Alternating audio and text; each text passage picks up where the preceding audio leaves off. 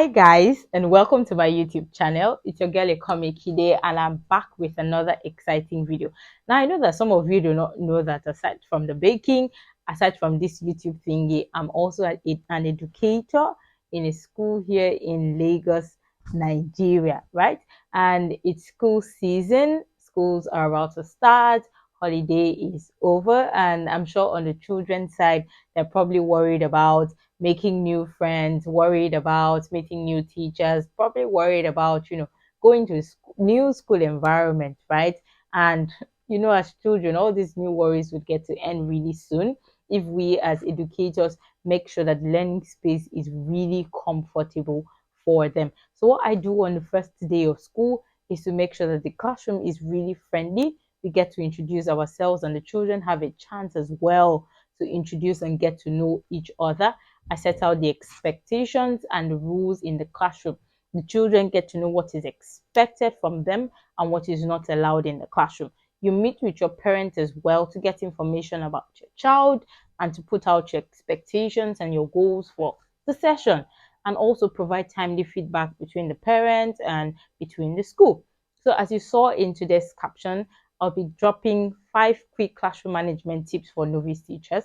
It could not just novice teachers. I mean, who knows? You might need this as well. So we go. Number one. Number one says always use a natural and a normal voice in your classroom. If you really think that yelling or screaming will get your children's attention or put them to work every time of the day, nah, it's not going to work. You'll be putting yourself into stress, the vibe you would even be putting out in the classroom is one that you would not like, because you'll be putting your children under unnecessary pressure. Probably at times they'll just be looking at you and wondering what's going on with this woman or this man. So you have to know when to use a controversial voice. You have to know when to use an inviting tone. You just have to know when normal voice is just the perfect one in the classroom. I'm sure you're wondering, oh, this might take, yeah, it might take really long, but at the end of the day, you would see that normal voice is worth it in the classroom, because you'll be putting so much pressure on the children as well as yourself, and you do not want to do that. So always ensure that at all points, even when it is hard for you to do, always ensure that you're using, if you want to get back the same type of voice, if you want to get back the same natural and normal voice from your children, then you should go ahead with using natural and normal voice in the classroom. Number two says, try to speak when the classroom is quiet. I know somebody is probably saying, oh, this is not going to work at all. But trust me, if you keep doing this and, trying it out step by step, you would eventually see that it would work for you. What do I mean by speaking when the class is quiet? Yes, I mean, children get bored when they do not have any activity doing, right?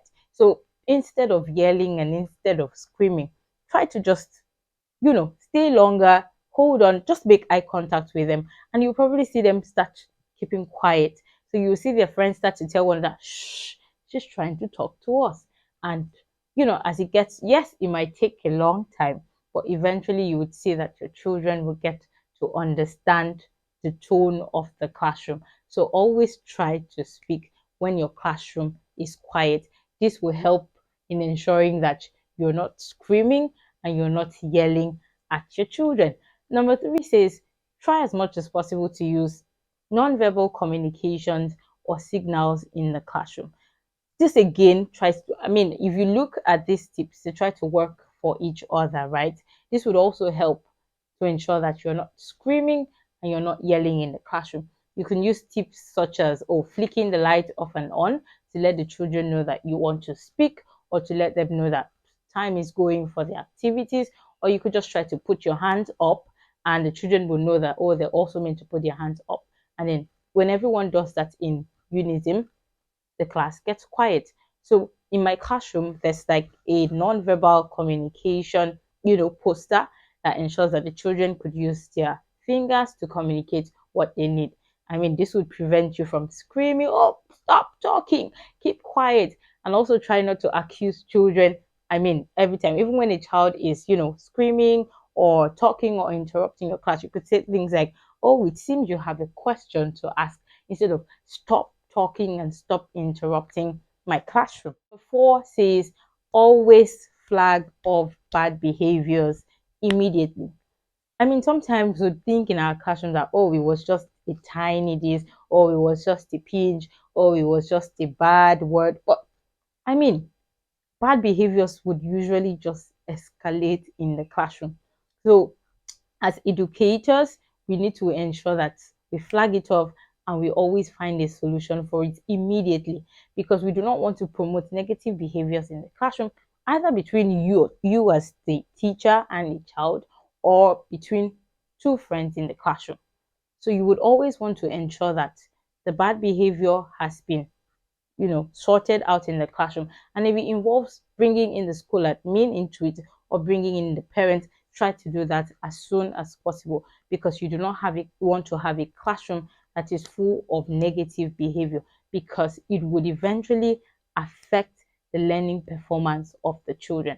So like I said, number 4 is always try to ensure that you flag off and you sort out the bad and the negative behavior immediately. Now, number 5, which seems to be the most important of them all, is always have an interesting and an engaging lesson for your children. I'm sure you've probably heard this.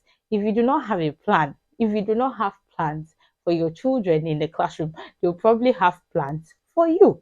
So this goes ahead to say, I mean, like I said earlier, this is this looks like it's helping the other ones that I have mentioned. If you have set aside a very good plan, knowing your learning, the learning profiles of your children, the ones that all would love videos, the ones that would love, differentiation, to know each of your child in the classroom. This will help in your planning and ensure that you always have activities laid out for the children in your classroom. I mean, you already know that a bored child, bored, bored child will just equal to trouble. Okay, a child who is bored, full of energy, and would always want to do certain activities, and you do not want to have, or you do not want to yell, or you do not want to scream. So always ensure that you plan ahead for your children. I think it is better to even run out of time than to finish your work, I mean, far, far, far, far, far before the time, because you will end up having children not having work to do, and they would end up disturbing your class. So to ensure that the children are fully occupied, then you would set out properly engaging lesson plans and lesson notes that would do what? Occupy their time. And of course, this does not happen overnight. You have to properly structure your lesson plans, make them interesting, making sure that the children are also involved in it, and also differentiating these plans as well for each and every one of them. So to make a recap, I said number 1 is what? Number 1 is always ensure that you use a natural voice and a normal one in the classroom. Learn to differentiate your voice tones in the classroom. Number 2 is try not to speak until your classroom is quiet. Number 3, I said, is try to use nonverbal signals in the classroom. This will help to reduce the screaming and the yelling that you would do. Number 4 is always flag off and sort out bad behaviors immediately. And number 5, which seems to be the most important of them all, is have an interesting and engaging lesson to occupy your children at all times. With these little quick tips, I hope you would have an interesting, I hope you would have an engaging, and I hope you would have a fun school session. Thank you for stopping by, and please do not forget to subscribe, do not forget to like, and do not forget to watch my videos and drop your comment on what you feel about these tips. Thank you, and see you in the next post. Bye for now.